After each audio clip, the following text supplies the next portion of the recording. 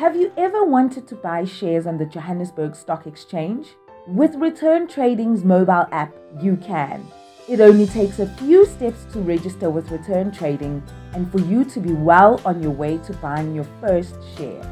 To open an account, like any account in South Africa, we need you to make sure that you are FICA compliant.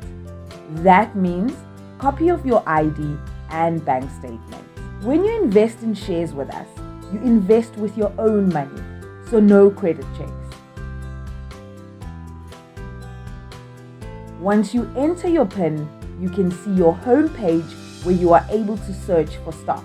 You can also go into your account by tapping your nest egg or change settings under the settings icon.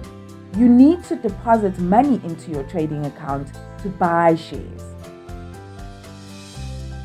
All you have to do is search the name of the company that you want to invest in and tap the buy button to make a purchase.